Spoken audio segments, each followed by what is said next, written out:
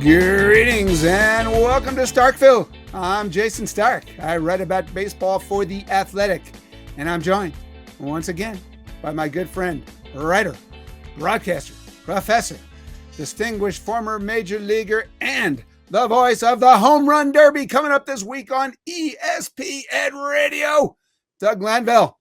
Doug, happy 4th of July weekend. You want to update our listeners about the big holiday festivities in Starkville that they should definitely put on their calendars?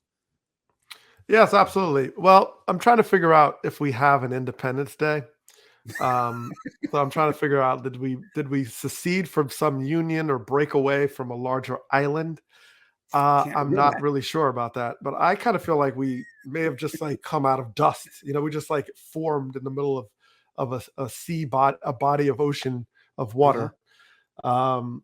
So I'm not sure which one though. If it's Starkville, there's other things that are other planetary. So are we on Earth? We'll say yes, but sometimes we're not. So that's the fun of it.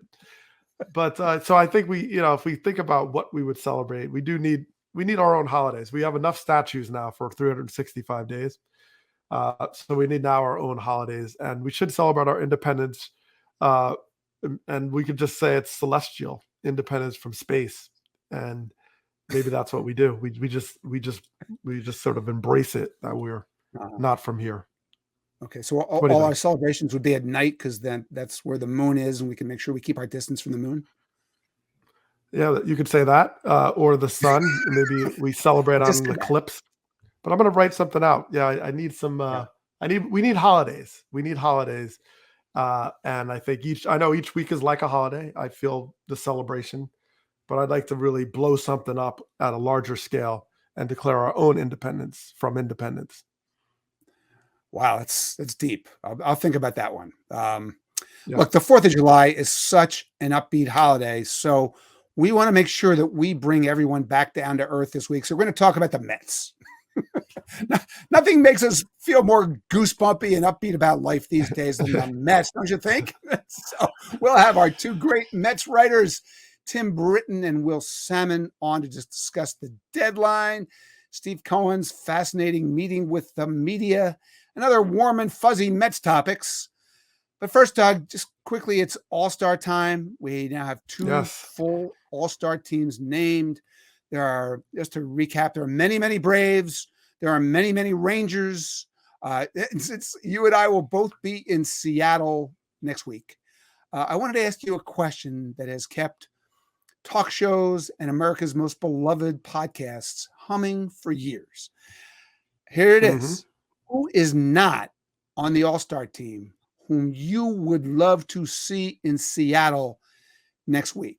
I'm just going to warn you before you answer. In my case, it's a trick question, but you can answer however you like. It's a trick question. Interesting. Yeah. Well, I mean, you talk about snubs. I think I got this right, but I don't know if I saw Wander Franco on this list. Is he on there? He's not on the list. That's why you never saw him on the list. Yeah, that's why. So I'm going to, since we're talking about our independence, I'm going to write a citation out about snubs. We're going to have to come up with a snub library. So Wander Franco that's pretty shocking to me because this guy is phenomenal. And I mean, that's pretty much what I have to say. Just the stolen bases, the switch hitting, the discipline, the excitement, the clutch hitting, phenomenal player. I mean, I know there was some depth there at the position, but wow, Wander Franco is a special player. So I'm going to throw him up there as kind of my top guy I'd like to see and not going to get a chance to. Okay, well, that's a great name. And I can actually help you with that with my name because my name is Elly De La Cruz from the Reds. And I understand he's only been in the big leagues for 15 minutes, 23 games actually. So it really isn't fair for him to be an all-star over Fernando Tatis Jr. or Ketel Marte or a bunch of other names. There's no argument from me on that. But here's the deal. See, I don't want him to replace anyone on the team. I've been saying for years, baseball should have a bonus roster spot a Mhm. rising star roster spot on the All-Star Mm. team for players like him.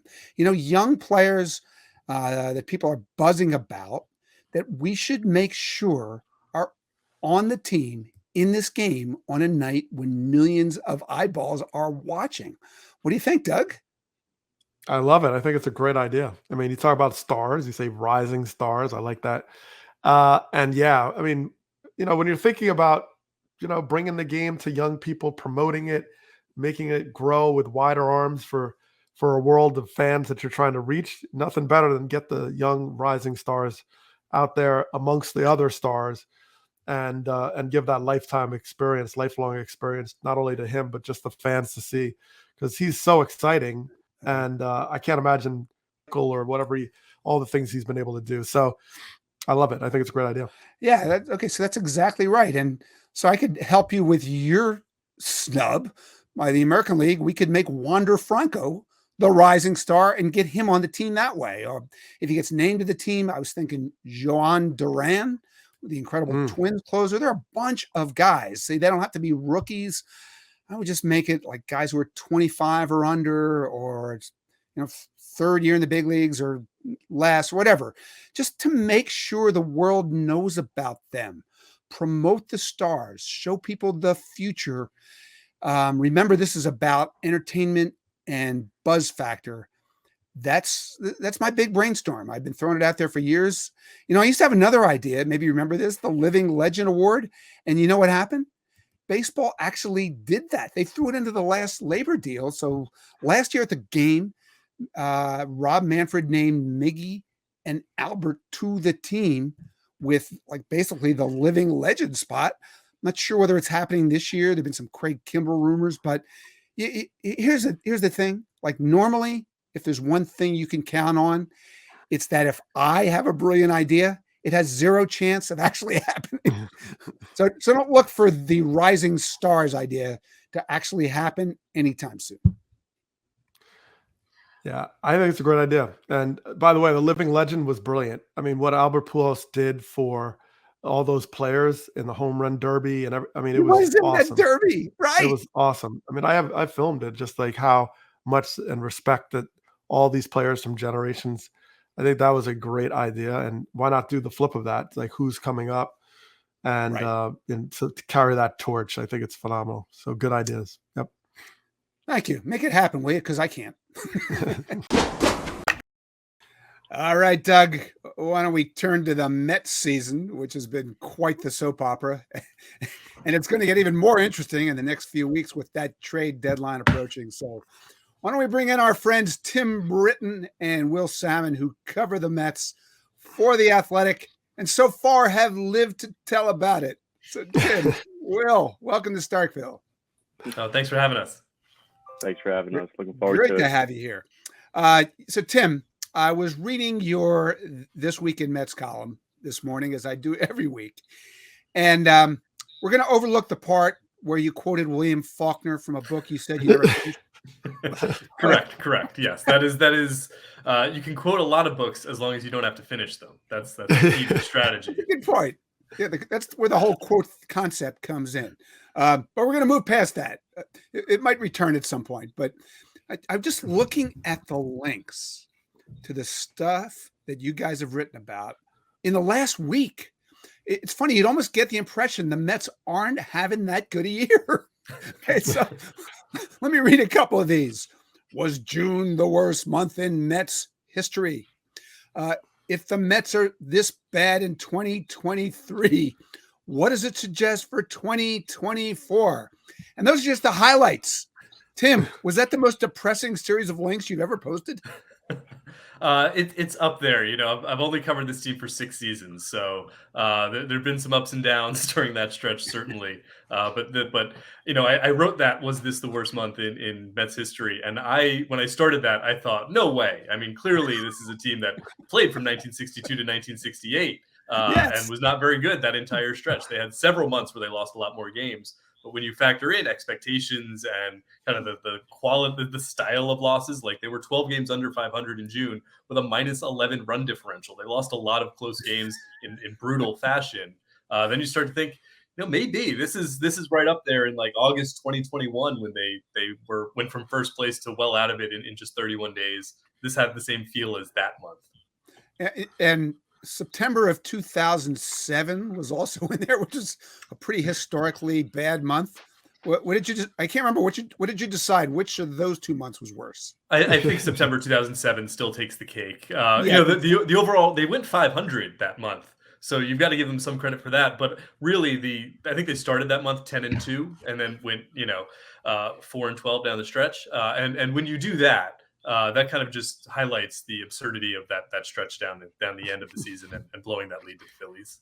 Yeah, the 4-12 part seems to make people forget the 10-2 part for some reason. Don't know why. Yeah. Okay. But anyway, hey, at least you're stopping by after the Mets just did something they had not done in weeks, which was win 2 games in a row and win a series against the Giants.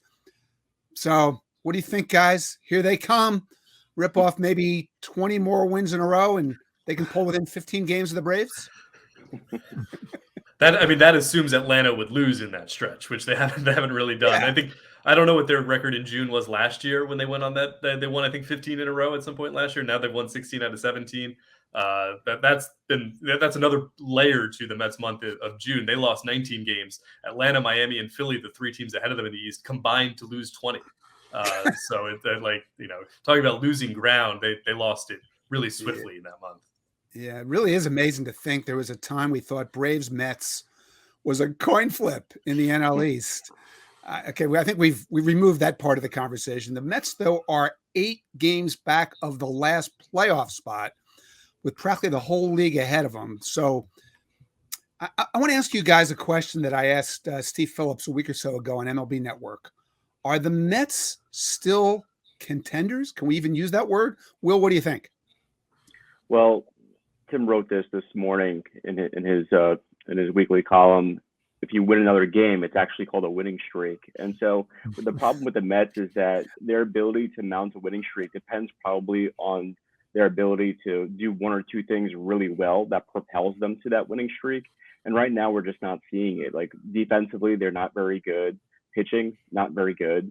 Hitting, probably about average, maybe a little bit better, depending on how healthy the lineup is, but not enough to really propel and mount a large winning streak, the kind of winning streak that you need to sort of convince people and convince your own players, frankly, that this is possible, that you could win 5 or 6 in a row and get really back into the hunt. Until we see some sort of semblance of that, it's hard to really say that they're take them like legitimate, to take them seriously. Do they have the talent? Of course, yeah, but that's been the story for more than 81 games now. So it's not something where we could fall back on it and just say that they're going to play to their level. To borrow a paraphrase from Buck Showalter, we're just not seeing that. We haven't seen that for more than a few months now. Yeah, just to amplify those things that you just mentioned, 9th in the National League in runs scored, 12th in starting pitching ERA, 10th in bullpen ERA, and Fangraphs has them rated as the 2nd worst defensive team in the league. Feels like to be a playoff team, you should at least be good at something. Doug, you just saw the Mets. What did you see? Well, and I'm curious I'm always searching for, what is the one thing, what is the thing that sort of set them into a kind of a tailspin season right? And I'm curious to hear from both of you guys about, you look at Edwin Diaz, okay? Everybody can say, especially you mentioned the close games in this bad month, so to speak. You look at, there's been a lot of anecdotal around the pitch clock and having these veteran senior pitchers. But so I look at them and I saw some games where they really look, they won some close 1-run games. You're like, yeah, this team is on point. But I'm curious what you gentlemen think about that thing that you circle. If you say this is really the key element, because sometimes those things are like symptomatic of missing something key, right? Okay, you lose these games, you can't get it together, but it may be a key figure or a key policy change or whatever it may be. So what do you see? And I'll start with you, Will. Yeah, I think like a lot of things when it comes to the Mets, it's more than one thing. So I think Tim and I both will have a list of things that we could kind of point to without even probably saying the same things. I'll start with the Diaz with mentioning Edwin Diaz like you did, Doug. I think at the start, when he first goes down with the season-ending injury, your thought, or at least most of the thought around the Mets was, okay, they could overcome this because it's a closer. He pitches maybe one inning. They have David Robertson. They have a few guys who could get into like these bigger roles. But what we've seen actually is that there was a large trickle-down effect after a while, because I think the first month or so of the season, we did see the bullpen not be the ones who were responsible for the losses. It was other things. But what happened was, over time, the Mets starting pitching, they were never able to really get into the sixth inning, let alone much deeper than that. They were settling for 5 and less almost every single time. And what that did was it had a cascading effect on some of these other middle relievers that they were using. And they got to the point where they were almost burning them out. And it first started with some good performances where they would rely on a couple of guys for bulk innings. But after a time, like, these guys are in those spots because they're frankly not good enough to be high leverage guys. So eventually you're going to run into poor performance or injury. For the Mets, a lot of it was poor performance.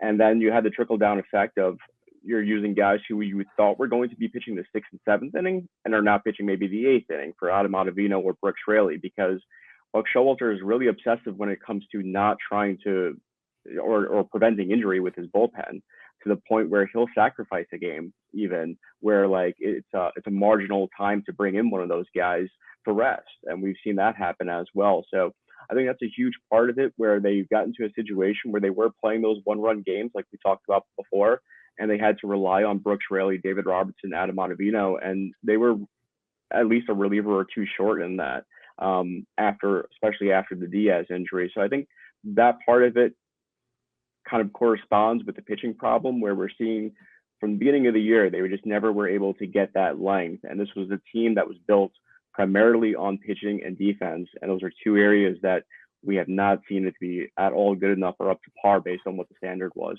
I look at it as, a kind of a bizarro version of last year's team. Last year's team won 101 games. There was nothing they did, there was no one thing they hung their hat on. Maybe it was Diaz in the 9th inning. That was the dominant part of their team. But everything else was just, they were good at everything. They had a pretty good defense. They had a pretty good offense. They had a pretty good starting rotation and a pretty good bullpen. You put all of those things together in today's Major League Baseball, you can win 101 games, especially if you get, some chemistry, some magic in the middle of the season like they had. Whereas this year, they're just pretty bad at everything. Like, it's not this huge drop off offensively, but it's enough to take them from above average to a little bit below average. The starting rotation has had the drop off. The bullpen's had the drop off. The defense might have had the biggest drop off, actually, the way they've played over the last month. But like Will has said, the way the pitching staff, it's that trickle down effect from not having Diaz to your middle relief. The starters not going deep exacerbates that issue. Your offense scoring a little bit less than it did last year means you're playing, even the games you win, you're playing closer. They've had weeks where they've gone without that kind of 10-0 win, where you don't have to worry about pitching David Robertson or Adam Ottavino or Brooks Raley. But they like a game like they played Sunday night against the Giants. They're up 5-1 going into the 7th inning, and they still needed 5 relievers to get the last 9 outs. They'd use all of their high leverage relievers to get the last 9 outs. If they didn't have an off day on Monday, that game goes very differently and maybe goes south for them. The way they've had some other, they've blown, I think, 5 leads of 3 runs or more since the start of June. I think it's just a team that did everything well last year. This year doesn't do anything well enough to compensate for anything else. So when bad things happen to $440 million baseball teams, it becomes time to hear from the owner, right? And Steve Cohen decided it was time to meet with you guys, his friends in the New York media, the other day. And it was quite the extravaganza. I think we should start by getting to the bottom of one of the biggest issues. They took the normal desk that they make Buck Showalter sit at, and they moved it out of the room, and they had Steve Cohen sit at one of those little round high top tables that I feel like you normally see them at fast food places in the airport. So, any idea what was going on there? I guess they just wanted kind of a casual Friday. I'm sure Point 72 has tons of those types of tables for a casual atmosphere during the workday at his hedge fund. I guess he didn't like the idea. Usually when he talks to the media, and he, a mid-season conversation with Steve Cohen is not unprecedented. did. But usually it happens like he shows up on the road somewhere. And he's just out by the dugout, and we start chatting with him, and all of a sudden all the recorders are out. This one, since he announced it on Twitter 24 hours before and said, "You'll hear it from me straight," they had to make it a little more formal in the press conference room at Citi Field, but also they didn't want him sitting down and facing the cameras quite that way, I guess. I guess. All right. Now, as someone who read that book on Steve Cohen, the hedge fund kingpin, it's called Black Edge. Incredible book. I was fascinated by his use of the word patient to describe himself in that press conference, because in the book, he didn't come off as particularly patient in his other life. Like, if you underperformed for his hedge fund in that life, you got fired. Boom. He woke up on Monday morning and thought, you're gone. It didn't matter who you were, what you'd done before. Boom. Why do you think that he's now adopted this patience persona in his baseball life? What does it mean for his team, for Buck Showalter, and for Billy Epler? Or is it not even really an accurate depiction of what he is? Will, let's start with you. No, I think it is sort of more or less accurate from what I gather. I think that internally, like, if you screw up there, like, or if, like, how the Mets have screwed up the whole season pretty much, he's been on the phone with Billy Epler every day. He speaks with Buck Showalter. He asks questions. He does his own work too, and he tries to investigate what's going on with this ball club. And I think that's a huge, that's the thing, that he's not a passive owner in that regard. He is very active with trying to figure this out on his own as well. But I think what he has learned is that sort of operation with, like, petulance or just, like, not being very patient, it's not going to fly in Major League Baseball. And you're going to turn away a lot of people that you probably want working for you that can turn things around and make your organization better. And I think that he has learned that. Because if you look back, he was sort of that way, right, in the beginning with his tweets and some of the other reactions to things. He has learned that that's going to cost him. It's going to cost him more than the millions upon millions that he's spending for a roster that's not performing, because it's going to set him backward anyway. It doesn't help the issue for him to act that way. And from what I have gathered, he does largely rely on his baseball operations people to guide him toward this, whatever is going to work or not. And I think that's something that people, when they look at Steve Cohen and they read that book, because I know of other people in different front offices who have read that book and who read that book when Steve Cohen when he bought the Mets. What people want from him publicly here, I think sometimes, is for him to act like, a George Steinbrenner-esque. And lately he has shown no indication that that's the way he's going to work these days. And I think it's refreshing in one sense, because he still wants to be sort of front facing. He wants to take accountability for it. He wants to, level with fans a little bit, and he wants to, show that he kind of gets it. But at the same time, he's not going to allow himself to be that sort of, crazy owner, the billionaire gone mad that people want him to be, because it's just not going to work here. I was going to say, it really has been a learning process for him. I remember when when he became the owner, and I started doing research into Steve Cohen. I read Black Edge also. I talked to Sheila Kolatkar, who wrote it, and some other people who knew Cohen well. And I remember one of them saying, the thing I'm most interested in seeing is how he handles losing, because you can have the best baseball team in the league is going to lose 60 games or so. And this is something he's not used to in his business. When he loses, the only year he'd lost money in his hedge fund was 2008, when everyone lost money, and he lost a lot less than everyone else. So we saw in 2021, like Will referenced, there were tweets about not signing Kumar Rocker that were then cited in lawsuits against Major League Baseball. There was a tweet in August of that year criticizing his team's offense that did not go over well in the clubhouse. There were executives who felt pressure from him a little bit in their public statements, that he was kind of leaning on them a little bit. So I think, his experience that year, and then in that offseason, finding out that not a lot of people in baseball wanted to work for him necessarily, that they really struggled to hire a top executive. They were looking for a president of baseball ops, didn't come through. They ended up hiring Billy Epler as their general manager after going through a lot of different candidates being turned down for interviews or denied permission to interview a bunch of people. I think he realized, okay, I've got to play this a little bit differently And he knew going into that press conference Wednesday, like if he comes out and says, yeah, we're firing Billy, we're firing Buck, we're raising this to the ground and starting over, that the pool of candidates to start over with would be relatively slim, even slimmer than a couple of years ago. So I think that's been a real learning process for him over the years, and how he's evolved now in his third year as an owner. Yeah, and I'm often wondering, like, do you have nowhere to go when you effectively walk in with a blank check, right? I mean, it's like, here it is. There's no learning curve. I'm just going to buy my way into this sort of space. But when you look back and I wonder, what do you think he could have done investment wise differently, right? You kind of got the top free agent pitcher, granted, in that ballpark. What do you think? Use of money, use of funds, was it just sort of a bad year? How do you see how the money was used in your evaluation? I'll start with you, Tim. Yeah, I mean, I think you can go back maybe even to previous off seasons and wonder if they had the best long-term plan. The signings they made prior to the 2022 seasons that all paid dividends in 2022, and that was signing Max Scherzer, signing Starling Marte and Mark Cannon and Eduardo Escobar, kind of going that veteran route.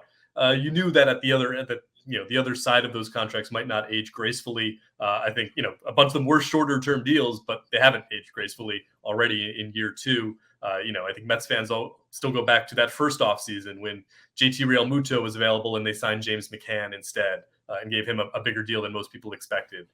This past winter, they kind of doubled down on their age strategy in the starting rotation with Verlander. But I hear some people say, "Oh, you can't sign a 40-year-old starter." And then, like Justin Verlander was over the hill last year. He won the Cy Young last year. It's not like sometimes the Mets of old would be bringing in Adrian Gonzalez to play first base, and they'd say, "All-star 7 years ago, Adrian Gonzalez is starting for us." It's last year's Cy Young winner in Justin Verlander. Scherzer had the best ERA of his career last year for them. So I'm not sure you look at how they spent and say it was wholesale the wrong idea of how they went about it. But you can certainly look at their strategy and say, well, if you're spending this much, why wouldn't you sign an extra reliever or two? You're already over the highest threshold. How much does the difference between a $440 million luxury tax penalty and 445? You're there. So I think you can quibble with the strategy in that regard, and maybe go back a few years and say you could have laid it out maybe a little bit better over a longer term. Yeah, it's funny. I was remembering just what Scott Boras told me during the winter meetings when the Mets were making a frenzy of moves, and I had asked him just about Brandon Nimmo, and he's like, Will, teams that are spending like the Mets are not going to leave a glaring hole in center field, are they? And it's like, well, no, but they may leave one in the sixth inning apparently. So I guess that's funny to me. But to your question, Doug, I look at this last offseason as not sort of like being hugely critical of where the money was spent. It was more like, okay, this is where they have to spend the money, sort of thing, because this farm system is not at the level where they're going to have anybody from the minor leagues being able to give them any significant innings, it looks like, at least right away, or at least in the first half. That was a given. So like their development of pitchers, that's something where they had made strides in sort of trying to develop and trying to put some money and invest toward, but they're starting from basically zero there. They did not inherit a great program or really any program. We see a lot of teams with pitching labs. The Mets did not have that either. So they didn't really have the infrastructure in place to really rely on young talent. And then they traded away a lot of guys, frankly, before last offseason as well, that may have come back to haunt them a little bit. So I don't really criticize all the moves that they made to kind of rack up this huge payroll. For me, I look at it as they sort of tried to thread the needle, or they did try to thread the needle between wanting to retain this competitive window while also looking ahead to the future and saying, okay, maybe down the road, these contracts are not so crazy because they're, a lot of money in the short term, like a Verlander, like a Scherzer, where we can get these guys off the books in a couple of years, and then maybe look toward maybe a longer term plan here. So I don't criticize it too much. It's just like what Tim was saying. I think they're getting hurt by some of their moves even before this past offseason. All right. So Steve made clear in that press conference he's not firing Buck. He's not firing Billy Epler during the season. But over the long haul, if this keeps up, which of those two is in the most danger of losing his gig after this season? Yeah, it was kind of a weird vote of confidence for both of them because while it was I'm absolutely keeping them all season, with your general manager, you're saying I'm going to hire a president of baseball operations above him at some point, and if you're a manager hearing that, that guy might want his own manager in here as well. So I would say probably Showalter is probably in more immediate peril at the end of the season because if the Mets were to bring in a president of baseball operations, is David Stearns available at the end of the season? Is that the name that people are thinking about? Maybe that Steve Cohen all but said on Wednesday. So if they were to bring in someone in that role, you can imagine that person maybe doesn't have history with Buck Showalter. Maybe decides that there's one more year on Showalter's contract after this one. That's typically a time when a team decides, do we give him an extension so that he's not a lame duck manager in the last year of his deal, or do we decide to go in a different direction? And if you can imagine, if the Mets finish under 500 or have this disappointing season, a new president of baseball ops might opt to go in his own direction there. I think Epler probably, even if they bring in someone above him, would still have a role in the front office. A guy who has done really well in terms of pro scouting at other stops in his career. And so maybe, he fits that niche for them, even if they bring in someone to be the head of baseball operations. Yeah, let me ask you guys about Buck. I've known Buck a long time. I'm familiar with how it's ended in other places. I also know, and I've thought this forever, he's the most prepared man ever to manage a big league baseball team that I've ever met. And his attention to detail is ridiculous. And yet this team's attention to detail feels like it's maybe the worst of any Buck Showalter team that I've ever watched. So, I read Britt Droley's piece about him the other day, great interest. What do you think has changed in Buck and in the way he goes about it this year versus last year? Will, what do you think?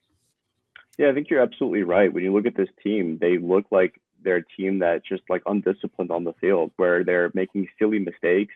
And it's interesting because I talked to Max Scherzer about just the run that the Nationals went on a few years ago, because that's kind of the situation that the Mets face themselves in if they ever want to be looked at as a legitimate contender here in the second half. They have to make that sort of crazy run and look like that.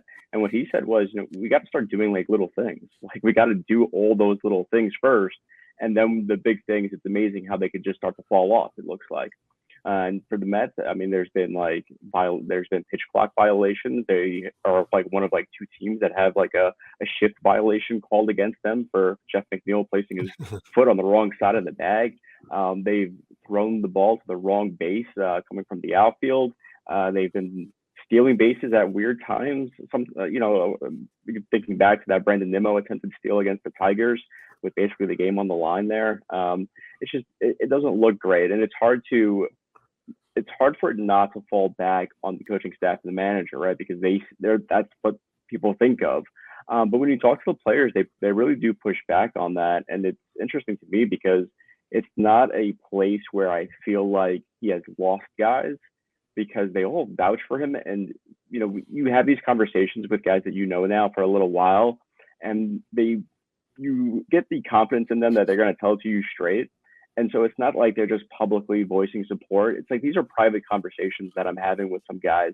And it's not like they're throwing him under the bus. And in fact, they're pushing back when a column comes out, ripping him for bullpen usage or stuff like that. I was telling Tim the other day that I had a couple of guys in that clubhouse just reach out to me personally and just ask me to come over and talk. And they will go out of their way almost to defend Buck Showalter with his usage of guys and things of that nature. So for me, that's one of the more interesting things, is that he hasn't lost guys, it seems.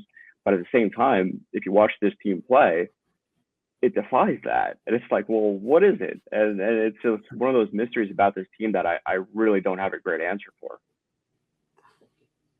Yeah, like I wonder if it's almost human nature. You're coming off 100, when Buck Showalter comes in at the start of the 2022 season, the Mets in 2021 looked relatively undisciplined. There was kind of the idea that Luis Rojas was not a strong enough personality in the room to corral some bigger personalities that the Mets had acquired that season. And you come in 2022, they had come off an 85 loss season, a season in which their flaws were readily apparent, especially in the second half of the year. And you buy right into, okay, this guy's going to pay a whole other level of attention to detail. We want to buy into that. And you stick with it for 162 games and into a postseason berth. And then you get to the next spring training, and just naturally, you're not going to care quite the same way. Even though you've got so many more things. Like Jason, I'm sure you talk to Buck as much as any manager in spring training about the pitch clock, about the new rules and all that. And yet here they are. Last I checked 7 or 10 days ago, they were third in the league in violations. And part of that is having veterans who are not or less used to it than maybe some guys who came up through the minors. But they clearly, whatever time they spent on, they needed to spend a little bit more to get used to it. I think it's not that the players have been, I don't want to say complacent, but I think there is kind of a human nature element to it that we did all these things for a year, so they should be secondhand to us. And I don't know that they have been so clearly by the way they played. Well, I mean, and I called 3 of the games at the end of the season last year. So even though we look at the 101 wins, it's hard not to look at that series in Atlanta against the Braves, which was just like epic, like disappointment, even though they were close games. Do you think the Mets would be in a whole different mindset and situation had that gone a little bit differently? Like they ended up getting, tied, and then the Braves just passed them. And it was like, wait a minute. How did they not win this division? And I remember talking to Brian Snicker, and he's like, well, in some ways it was good that the Mets got so far out in front that we kind of figured out who we were. We were able to just kind of play in the sandbox while they're up there stressing out about like getting caught.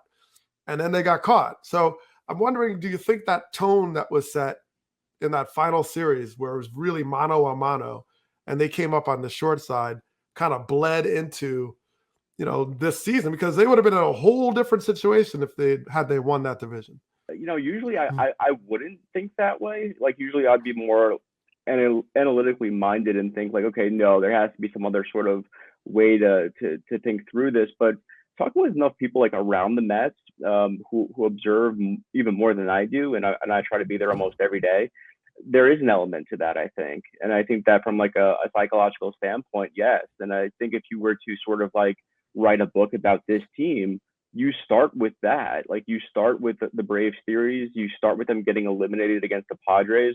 And I think back to like those scenes in the clubhouse after that elimination and them dropping that series against the Padres, they were guys that almost, I don't want to say accepted it, but it didn't have that sort of like depressing feel to it where like you just walked into a scene where, guys are frustrated, clearly agitated at the loss, that their season's over. Tim and I have talked about it in the past. It almost felt like a end of the year, sort of end of the school year vibe to it, where like, oh, I'll see you later kind of thing.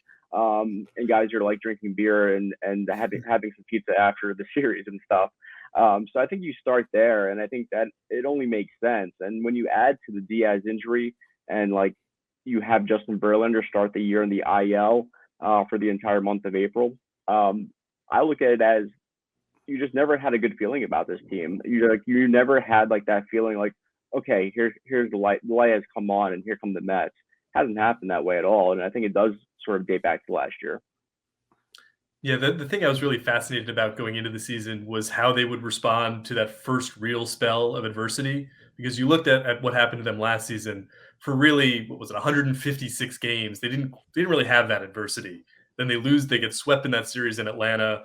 They played 3 against the Nationals at home. I think they swept that series. I kind of forget, honestly. And then they lose the series to the Padres. They didn't really have a chance to rebound from that huge disappointment in Atlanta. And I remember a player telling me, I think it was after the Padres series, that we just never really recovered from that. That really knocked us back, and we didn't have time to collect ourselves before we're in another do or die situation against San Diego.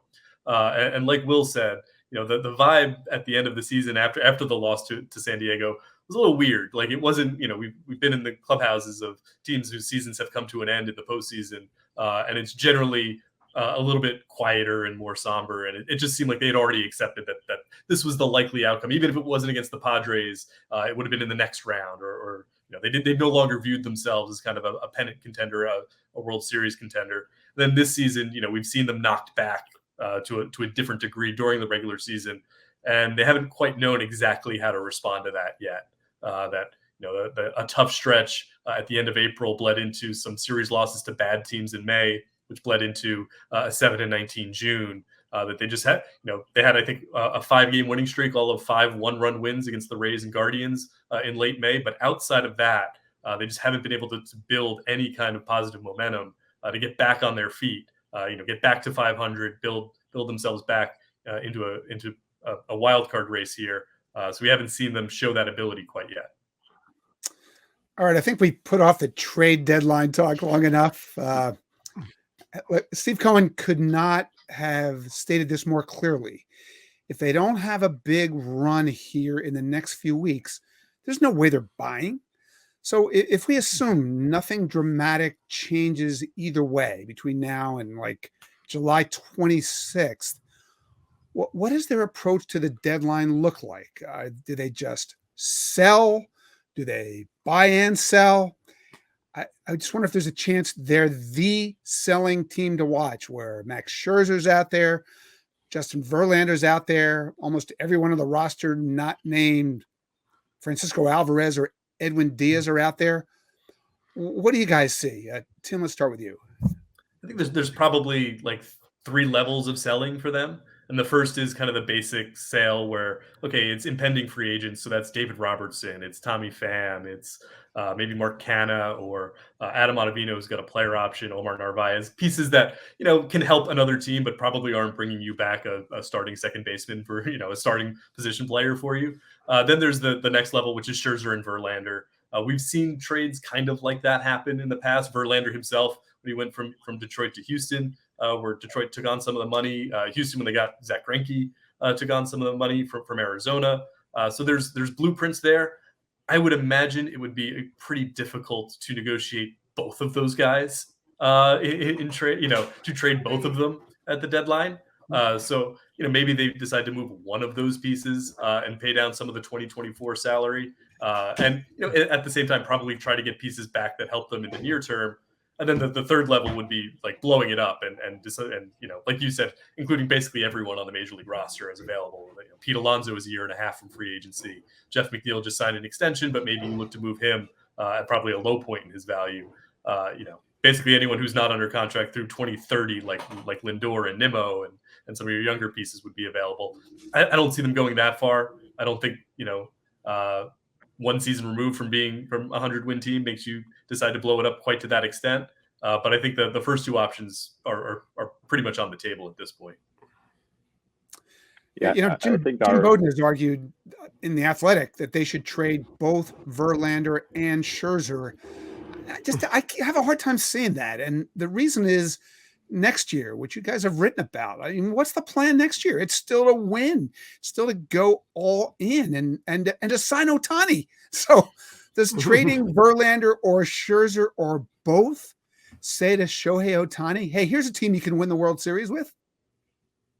Yeah, that's kind of like what I think of too when I think of the Mets and their trade deadline situation this year, because they're in that situation, right, Jason, where like you're trying to thread that needle that I mentioned earlier of staying competitive. That's why you have this roster, this nucleus of players, to kind of get you over to that sort of bridge, as Cohen likes to put it, to that other side where like you have some young players like Alvarez. Maybe you continue to do that.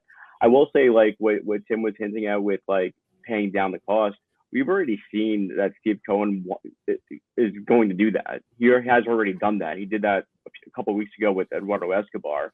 He could do that again, and frankly, I'm sure he will, because that, from what I've been told, like the Mets want to acquire players here regardless. Like they want to, if they're going to not make a move here in the standings, they want to beef up their farm system a little bit here. And I think a way to do that, from talking with some small market teams as well, you tell them that, hey, like we're gonna buy down, Mark Canha for you. Their eyes will light up, because like they need, there's so many teams that need a guy like that. That frankly, like he he lost playing time here to Tommy Pham. So the Mets aren't using him really, and if they continue to dwindle and they continue to languish here, obviously they had no use for him. So it would only make sense, that kind of move. Same with like a David Robertson, like Tim mentioned, Pham as well. But yeah, I think that's something that shouldn't be taken lightly. That ability to just absorb that contract, no matter what it is. And Steve Cohen even said the other day, I consider it money already spent. I don't know many other owners who will say that kind of thing.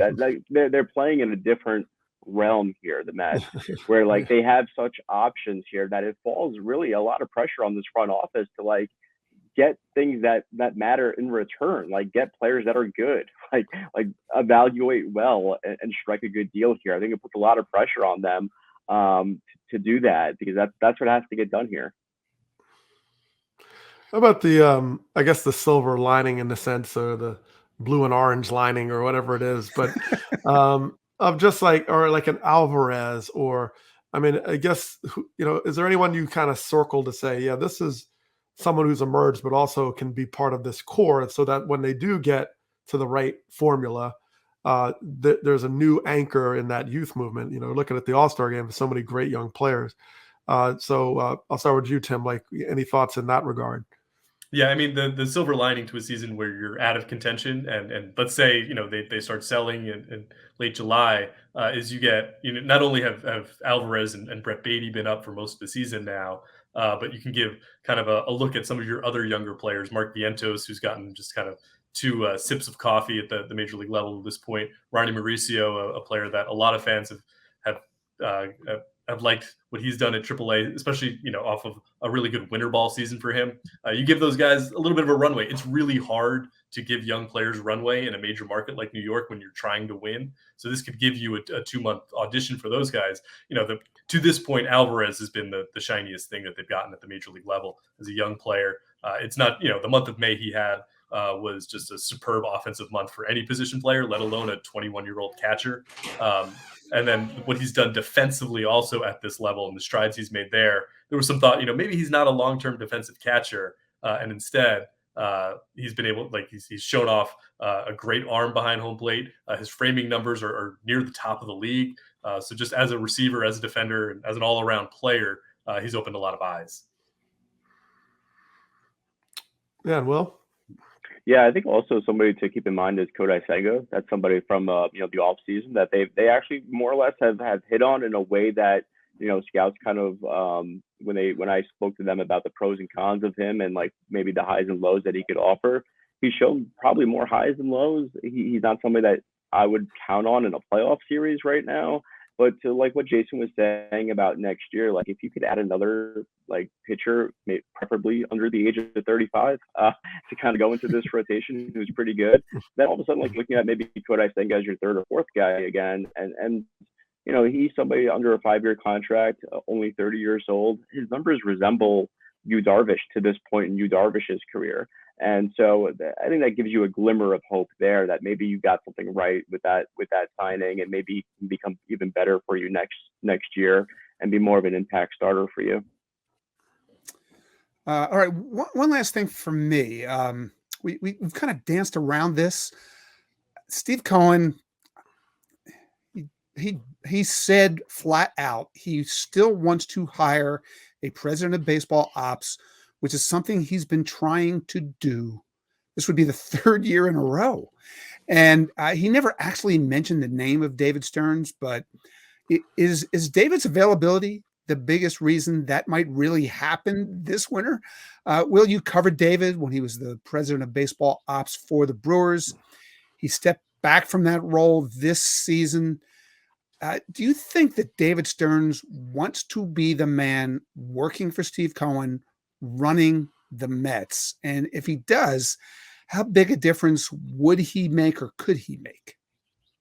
Talking with people from around the Brewers, especially like this past week since the Brewers were in town, you kind of get yes and no on that as to like whether David Stearns, who by the way is not commenting on this whatsoever, like he is not touching it, and frankly like he really can't, since he is also still under contract with the Brewers. So like there's nothing really that he is going to say there. regardless. But when you talk to people who have worked with him long enough to probably know, they say yes or no. One, he likes his life right now. Like he's enjoying life. It's good. But the Mets job presents a situation, perhaps, where he kind of gets the best of both worlds. Where you can lead baseball operations without like the day-to-day responsibilities of like a Billy Epler who handles probably I don't know how many media requests or reporters hitting him up for information, that kind of thing. You're not maybe as front facing. We see other organizations where the GM takes a lot of those phone calls or a lot of those media responsibilities. We see that with the Rays a lot, right? Where Peter Bendix has taken that responsibility a little bit off of Neander's shoulders or whoever else has been there. And that could happen with the Mets as well, especially if they decide to retain Billy Epler. So I think that part of it, and also dealing with the amount of resources that the Mets would give David Stearns, which would be obviously an extreme from what he was dealing with Milwaukee. And that makes me think that, man, if you put David Stearns in that situation, he's somebody that I learned so much, and I'm thankful that that was my first beat reporting job with covering David Stearns and Craig Counsell, because I learned so much about how to run a functional organization and maximize your roster, frankly. And I think that's something that David Stearns did really well with a small market. Everybody on the 40-man roster had a purpose. They had a role. And when it was open or when it was full, you knew the reasons why and where they can go from there. Sometimes with the Mets, we've seen some guys who have been on the 40-man for too long that maybe I don't want to say wasted a spot, but they could have done better at. David Stearns always maximized his 40-man roster. You kind of always got the impression that he was in control of situations. The only blemish that comes to mind with David Stearns is the Hader trade from last summer.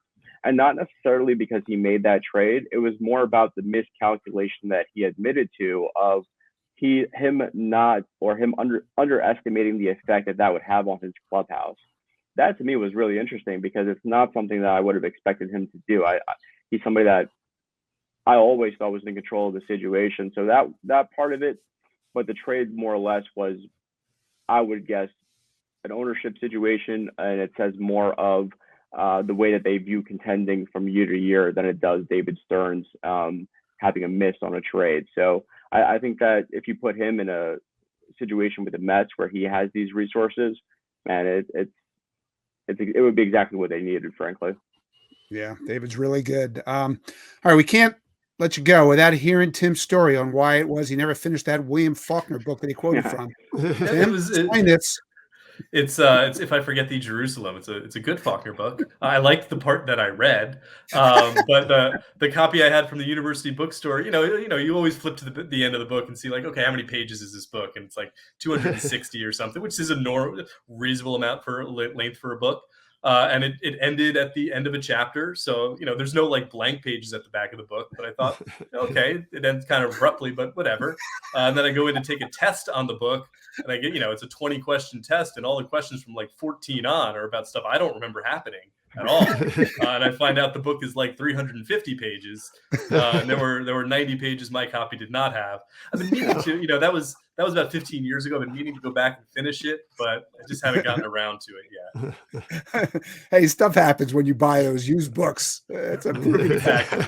All right, Tim, Will, you guys are heroes. It's so hard to cover a team like yours. You both do it so well. So I hope everyone out there listening will read both of you religiously, especially over these next few weeks.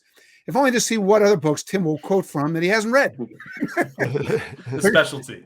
Yeah. So, guys, thank you. Please come back and visit us again sometime. I'm thinking the Mets will continue to be a topic. Okay, it's that time again. It is time for listener trivia, our way of involving you, our favorite listeners in this show. Doug, we're coming off a rare defeat last week, but I actually blame the mayor of Starkville, Tim McMaster. I mean, think about it. We're on a roll. Tim leaves town for a week. We go crashing down to trivia defeat. Now, what do you think, Doug? Like when we get these wrong nowadays, it can't be our fault, can it? Yeah, we could Can we have him impeached or something like that for some sort of violation? I don't know with the mayor, but yeah, well, that's right. So we can look at our record with our mayor, and then it's much shinier than alternate mayors that come in and swoop That's down. right. Yeah, so That's I right. feel good about it. Yeah, there's no question that trivia questions we get wrong are a black mark on the resume of the mayor, right? Because Yes, all I know that's is right. when the mayor has been in town, we're 10-3 in trivia since the start of spring traiing. What are we when he's gone? We're 0-1. Do the math. Okay. That's it. I have to admit, analytics. Do we have our own analytics department in Starkville? We need to get one. We need one. Yeah, we need one. Get on that, Glanville. I will. All right. I actually don't like our odds of getting back on track this week either, having seen the question, but you never know.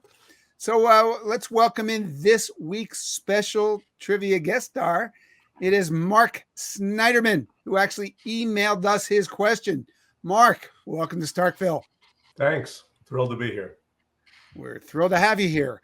Mark, why don't you tell us a little about yourself, where you're from, what team do you care about most? Sure. I live in Atlanta now, where I have lived for 26 years, but I'm born and raised in Chicago, and so lifelong Cubs fan. All right. Well, I know the Cubs aren't the only thing you care about, because you also care about a stat that I don't think has ever made it into any of our trivia questions before this week. That's about to change. All right. So, Mark, why don't you hit us with your question? Sure. The stat is WHIP, and I am in love with WHIP. I have been an analytics fan for many years. I used to read Bill James baseball abstracts in the 80s, but I particularly like those statistics that are elegant and powerful in a simple way. And WHIP is just an amazing statistic, and I'm not quite sure why it took so long for it to become a regular statistic in baseball, given how simple it is. But anyway, here's the question, and it has to do with best single season WHIP. Going back to 1900, only 2 pitchers have ever had at least 200 innings in a season and finished the season with a WHIP below 0.80. Name them. 0.80. Okay, so for anybody listening who doesn't know what WHIP is, it's just a very simple concept. Walks plus hits per innings pitched. So if you have a WHIP under 0.80, it means you're only allowing 4 base runners for every 5 innings you pitch. And that means you're historically dominant. Yeah. It also means this is really hard, this question. And I see 2 reasons it's hard. Well, so 1900. It goes back to 1900 when it felt like everybody had a WHIP under 1. The second thing is, Doug, I don't see any way that you can employ one of your sneaky cheating schemes. Am I right? No, there's too many people out there. I think it's. I will give you one way you might want to do that. I mean, I have a good. I think we both have a good guess, but I don't think we have a good multiple guesses. Let's work. Why don't we work through this a little bit, and then look for some guidance? Okay. Do it that way. Let's work through it. All right. Okay. So my first thought was that it happened last year with Justin Verlander, who I believe set a record for lowest WHIP in a single season. But then I started thinking, with the 200 inning cutoff, I think he falls short because he got hurt late in the year. Oh, wow. So I'm going to assume he's out. My other thought for an active pitcher, Doug, is Clayton Kershaw. I'm pretty sure he's the owner of the lowest WHIP of the live ball era for a career. I'm not sure if he has any seasons under 0.8, but good guess. Depending on what hints we can get out of Mark, we should keep him on the list. And after him, it feels to me like it gets almost impossible. If you think about the most dominant seasons of fairly modern times, all right, it has to be by guys who throw strikes so they don't run their WHIP up with a bunch of walks. Then Pedro comes to mind and Maddox comes to mind. Yep. Before them, Bob Gibson, right? Because he had the historic 1.12 ERA. Yep. Right? I thought about Koufax, but he had some Ooh. seasons, where A lot of innings. Yeah. he had trouble throwing strikes, or Yeah. really early in his career, especially more than people remember. So got to keep that in mind. And if we're going to go way back in time, Walter Johnson feels like my best guess because he had some seasons in at there that point. where the stats were absurd. And don't forget Addy Joss. I don't remember when his career ended, but he's number one all time in WHIP. I just don't know if he had any seasons after 1900. Didn't they throw like 510 innings a season back then? So they definitely had the innings, probably. Right. Like and the fielders didn't three wear walks gloves. and 12 strikeouts and 512 innings. All right. So, like, those are my names. Do you want to throw names out there, or do you want to have? I try to think of dominant seasons that could come from anywhere, right? Yeah. Someone who just was like, where did this guy come from? I don't know, like a Jake Arrieta. I mean, he probably walked a lot of people, but he was awfully unhittable. Too many walks. Fergie didn't walk anybody. So did he have like a one hits. Something ERA? Too many hits? Yeah, he gave a lot of hits, Homer. But I have Maddox. I'm feeling very strongly about Pedro, though. I mean, come on. That season was ridiculous.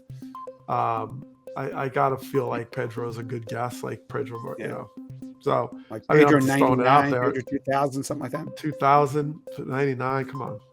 Yeah. And then, Maddox could be that guy, right? Because he, did he have like a 1 something in a year? I mean, I'm sure did he ever get a 1 ERA? Maddox? He sure did. Yeah.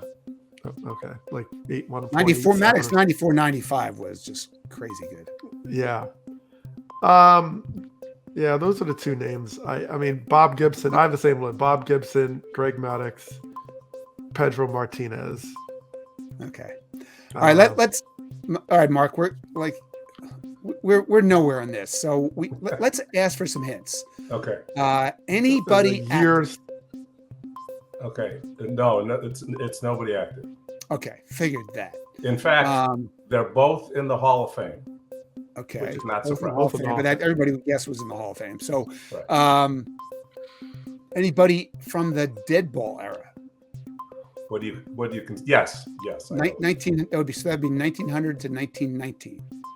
Yes. That's a yes. Oh yeah. Wow. Well, okay, and then Greg Maddox is still alive, so he's in the live ball He era. turned his era into the dead ball era, but it wasn't technically the dead ball era. In 1900 to 1919, there wasn't Walter Johnson in there. Doug, again, I can't remember if Addy Joss. I will not help. I can't help you on this turn. Babe Ruth. Babe Ruth's a really good guess. Babe Ruth was so good, but I don't know if he ever pitched 200 innings. 200 innings, yeah, probably not. But in my Stark Truth book, there is the story of Cy Young. What year did Cy Young pitch? Cy Young was pitching after 1900, sure. Okay. Pitched in the 1903 World Series. So Cy Young, Addy Joss, Walter Johnson. It's the Addy Joss thing that's really haunting me because I know he holds the career record. I've looked at this list too many times. Well, that's a good guess. Okay, then. so I mean, I like Pedro though. I just that season was too ridiculous. So you like Addy Johnson, Addy Joss, Walter Johnson, or Cy Young? Oh my gosh. I mean, you got to go with the all-time WHIP leader. I mean, if you're the all-time WHIP leader, you had to have a good year in there. I mean, it's just whether he pitched after 1900. But all right, that's okay. We'll keep him aside. Okay, the other one, Mark, can you give us any rough feel for the era that was done? I will say that there's a very long period of time between when these two pitchers accomplished this. Yeah. Okay, so like 1901 versus 1995 would be a long time, or 2000. I guess maybe it's like, did I face this guy? Is that a fair question? I faced this guy. Ooh, did I play against you this might guy? have. I don't know. Is that? You might have, yeah. You might have. Okay, well, you didn't face Gibson. So, all right, so we're into Pedro or Maddox territory. I didn't face Doug, I'm going to let you pick. No, I'm in sticking with Pedro from jump. This is because I just think that season was just like I remember covering it and discussing it later at ESPN and like the greatest pitching seasons. Yeah, it's always on there, and it's like he was ridiculous. So I'm just gonna go. I'll stick with Pedro. I just don't know about the 1900 dude. So yeah. All right. So we're gonna go Pedro, and you want to go Addy Joss? That's a really he's an all-time right, whip we're leader. gonna do it. These are great guests. We're gonna look smart, even if we get it wrong. Yes, that's the key. Mark, we look. I don't know how we can get this right. We have literally no clue, but we're required to guess. So, Mark, is there any chance that it's Pedro and Addy Joss? You were so close. Oh no! Pedro is correct. And Walter Johnson? Addy and Walter Johnson. Oh no! But let me tell you how close it was, because Addy Joss in 1908 had a whip of .806. Oh no! And 325 innings. See, the mayor might give us. Mayor has to give us like, I have to tell you also, participation ribbon. Yeah, Justin Verlander came unbelievably close in 2019. His if you go to two decimal places, his whip was .80, but that's not below .80. So, right. 223 innings. I feel good about this, though. I mean, it's like a moral victory. Yeah, what year was Walter Johnson? 1913. 1913. Wow. And Pedro was 2000. That is crazy that he. Yeah, I mean, it took 100 years. Wow. The Walter Johnson one, right? .780, 346 innings. Is that all? Yeah.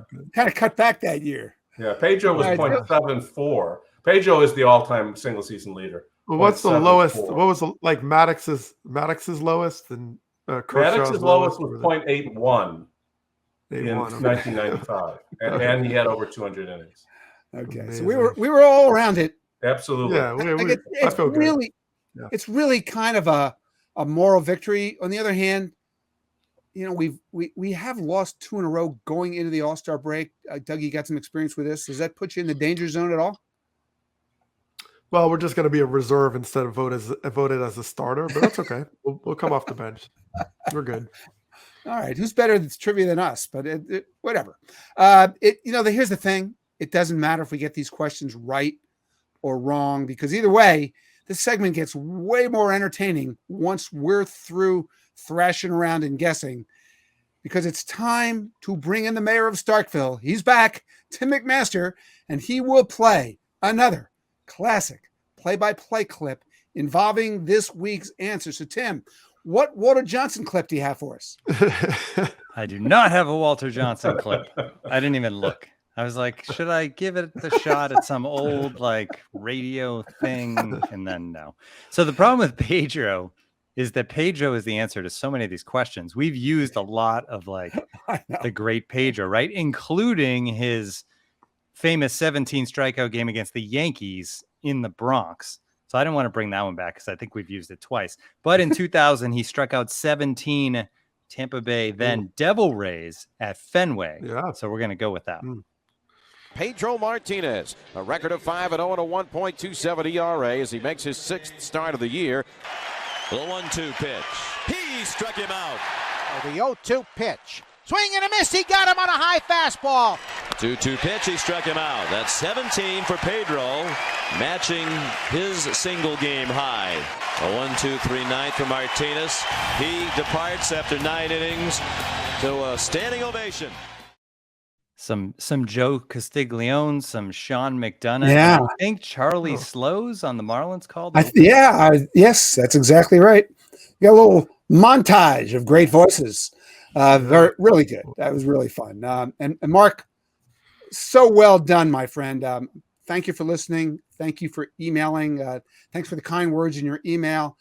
Thanks for joining us in Starkville. Please come back again sometime.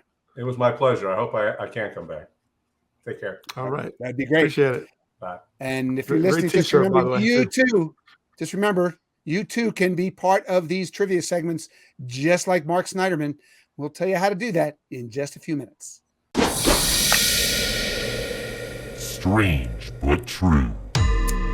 So last week in this segment, we never got around to Elly De La Cruz's incredible cycle for the Reds because the next day after that, a 25-1 game broke out. But I feel like we missed out on the chance to talk about that. It was so good. So we're going to circle back to it for that reason, because Doug, I wrote a piece the other day arguing it was the most thrilling cycle ever. A lot of people I noticed wanted to argue that point, but you would never argue that point, would you? No, can't argue it. Okay. I had my reasons. I even tried to prove it. Okay. So let's just run through some of the reasons that I made the case this was the most exciting cycle ever. Okay. So first of all, he hit a ball 116.6 miles per hour. And that wasn't even the home run. It was the double. It was the first hit. And here's a little quiz for you, Doug. In the StatCast era, how many balls have been hit harder than that in any cycle? Oh, in any cycle? Oh, it's got to be 0.0. 0. The 0.0. previous highest was Christian Yelich hit 110.9 miles an hour in one of his cycles against the Reds. But 116.6, that is a record. But that was just the first hit of the cycle. And it was really the last hit that was truly electrifying. So Elly De La Cruz comes to bat. He needs a triple for the cycle. And guess what happens next? De La Cruz, right center. Down base hit. Could he go 3? India around third. India scores. It's a cycle. This rookie in 2 weeks in the big leagues posts the first cycle for a Red since 1989. Elly Mania. What a goosebumpy call there, huh? From John Sadak. It's a cycle. Love it. That's great. So great. Okay, so according to StatCast, Elly De La Cruz went from home to third base in 10.83 seconds. It's the fastest time home to third on a triple in baseball this year. Actually tied for that with him. He also had another one, say 10.83. And so that got me thinking. I looked at every triple since StatCast began in which a runner went from home to third that fast. And here's what I found. Nobody has ever gone home to third that fast on any triple during a cycle since we've been keeping track. And so that's kind of the basis for my argument for the most part. Since we've been measuring this stuff, Elly De La Cruz hit a ball harder than anyone has ever hit a ball in a cycle. And he went home to third faster than anyone has ever gone home to third in a cycle. And he did them both in the same game. That is crazy. And then just a couple other little things here. I heard this on the John Sadak call. The Reds had not hit a cycle in 34 years. So the other teams had hit for 122 cycles while they were hitting for none. And they allowed 9 cycles in that time, including 3 just to Christian Yelich. Okay, so that was that part. Right. And this was their 12th win in a row. The triple drove in the winning run in the 12th win in a row. Nobody had ever hit for the cycle to extend a winning streak that long. And they were down 5-0 in that game to the Braves, and they won. And it's the only game the Braves haven't won in their last 17 games. Okay, so what do you think, Doug? Have I proved my case? Most thrilling cycle ever? No, I was already sold at the first time your column dropped. It's all good. I mean, this guy De La Cruz is ridiculous, and I've been following him on Twitter for a while. And I remember when Harold Reynolds did his special on him at MLB Network, I immediately texted him. I'm like, this guy, we just went back and forth about how insane this player is. But De La Cruz is like, the best way I think of him is he's like a combination of like Deion Sanders, Chipper Jones, and like Cal Ripken or something. I mean, it's just like, because he's a big dude that can play short, and he's a switch hitter with power from both sides, and he can fly, absolutely fly. So it's like, it's almost like there's an Ohtani to this guy, because he can throw as well. So you're sort of like, wow, this guy really does everything at an exceptional level. First home run almost left Cincinnati. But, the fact that this guy, I mean, just a mind-blowing talent. And, you think of the All-Star game coming up and you're like, great players, but then there's like, players that are just going to change the game. And he feels like one of those players. So I get it. And, I know John Shambi, our friend, colleague, doesn't like cycles because he thinks sometimes they're a little bit contrived, right? You slow down for the double. But when you had a triple, that's it. Like you end on a triple or you end on a home run, you got to tip your cap because it's just like, it's so hard. And he's done so many things already in his short career that just feel like it's like, wait a minute, are we in a new era? That's what it feels like. So, wow, what a talent. Yeah, cycles are overrated, but this one wasn't. This was not overrated. Exactly. Like, think about it. He's the fastest guy in the league. And he's the biggest guy in the field. He's 6'5". Travis Kelce is 6'5". It's nuts. All right. Finally, just to review, how many cycles for Doug Glanville in all those exceptional years in the big leagues again? No. Well, are we counting spring training? Because that would count. No. Because it was a great week. Spring training, hit for the cycle and hit a grand slam same week. None in both counts, actually. No grand slams and no cycles. That count at least. Yeah. Okay. And so you had none. Elly De La Cruz hit for the cycle in the 15th game of his career. Yeah. Is that fair?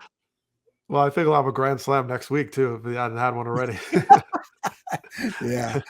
Oh God. Have I mentioned I'd love to see him in the All-Star game? I think I have. All right. That's going to do it for this week's show. We'll be bringing you podcast magic just like this all season long on the Athletic Baseball Show, which is available in its entirety, absolutely free, everywhere you get your podcasts.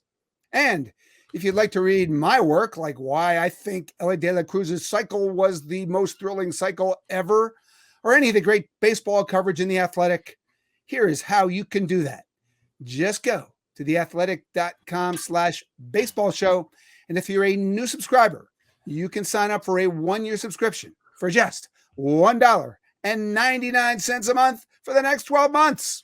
But also remember, you too can be part of this podcast because every show we pick a fun listener trivia question. Then that lucky listener gets to join us right here and prove once again there's almost no baseball trivia question we can't get wrong, especially if you slip something in there about the dead ball era. So how could you do that? You can do what Mark Snyderman did this week. Email us at starkville@theathletic.com. That's Starkville with an E on the end. Or you can check out my Facebook fan page. We've found 2 trivia contestants there in the last month. Or you can do what most people do if you haven't reached your Twitter scrolling limit for the day. You can send your questions to us via what is left of Twitter. Doug, you're still left on Twitter. So where could people find you? Yeah, I wore a shirt. I should have a blue check mark on this shirt. I would kind of make it official. Yeah, you should. Next time. Yeah, I need a check mark. But I still have it for some reason. So we'll just say you can find me still at the same place you always have, at Doug Glanville, DougGlanville. Yeah, that works. And you can start spelling my name, and then you don't have to even go through the whole thing. I'm at Jason ST, JaysonST. If you're tweeting, just hashtag those questions, hashtag StarkvilleQS. So, Doug, thanks for playing. Thanks to Tim Britton and Will Sammon for visiting us. Thanks to Mark Snyderman for the great trivia question. Thanks to the mayor of Starkville, Tim McMaster, for producing us and putting up with us. And thanks to you all for listening. Doug and I will see you soon. Starkville. Oh my God. Beautiful. That was beautiful. Not beautiful. That was just a train wreck.